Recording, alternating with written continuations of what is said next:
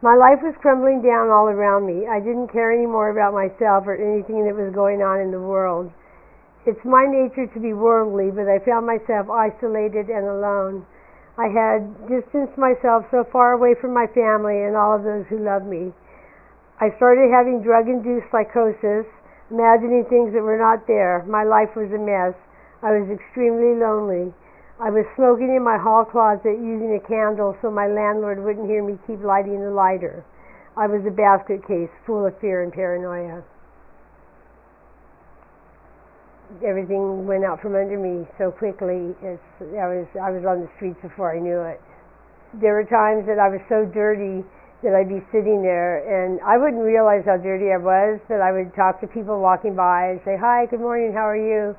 And they just look at me, glance back away really quickly, and just act like I wasn't even there, like I was invisible. I became this person that I didn't even know who I was. I was just in despair. I was hopeless. I was hungry. I was lonely. I lost faith, and I was very hopeless for a long time. I didn't think I was ever going to get off the street. I had a drug addiction for 40 years. 40 years. I used every kind of drug I can get my hands on.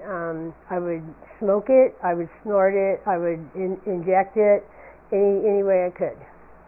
I taught my little sister how to slam drugs, and she died from AIDS at 39 years old. When I was a heroin addict, I was having withdrawals. I was really dope sick, and my answer was to go knock an old lady down and take her purse.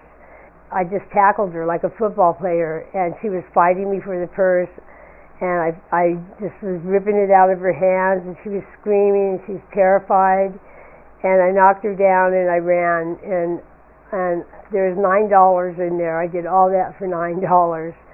And then instead of putting the purse in the mailbox like a good person would do, I just threw it out the window on the side of the freeway.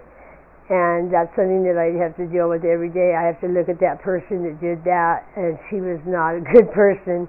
And I can't believe that I did something like that, but I did. It was suggested to me by my case manager, Sean Morrissey.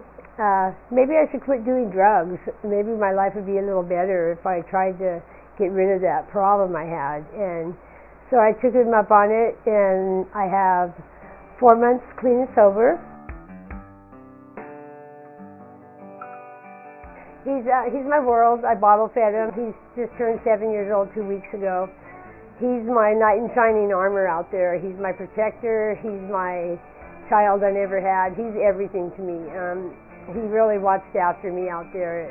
If anybody came to my camp, he would snip at their legs, tell them don't mess with my mom's stuff. He would, he just let them know that he was there, and he was there for me.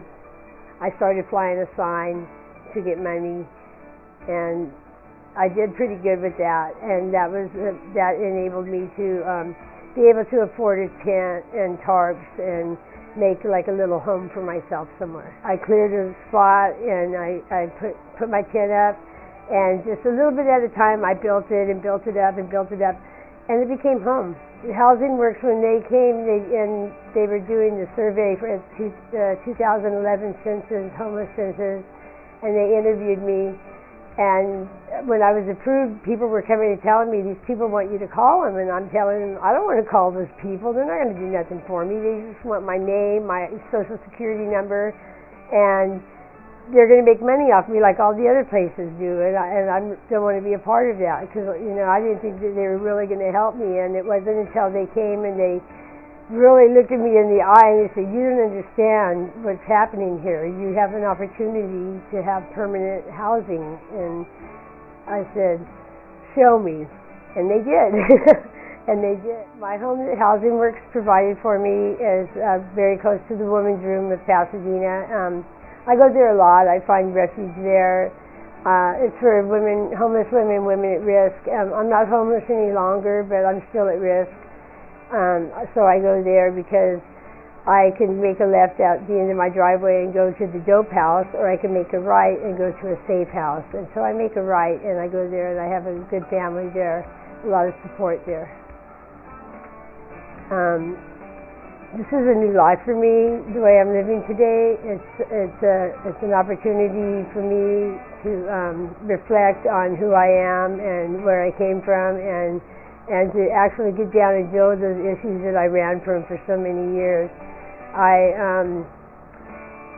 feel a new sense of freedom from all of that. I feel relieved. I feel this heavy, tremendous weight off my shoulders. I feel like a great person. I feel like I can love somebody and deserve to be loved back today. And it's really a cool thing to have that feeling.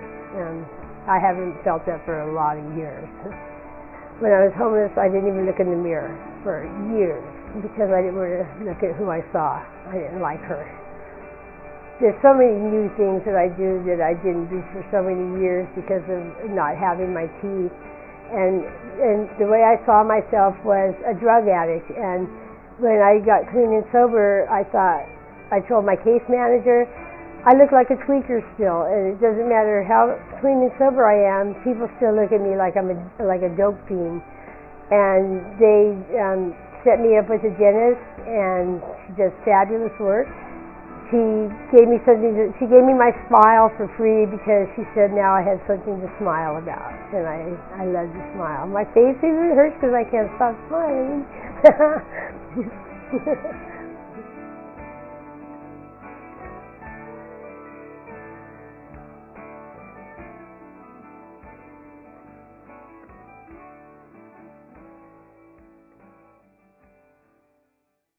Mary Kershing, Molly Laurie, Sean Morrissey, and all the staff at Housing Works, Pasadena Housing Authority, and all the people at Target, and the people at the Women's Room Para, and all the people from the church who bring meals here for us.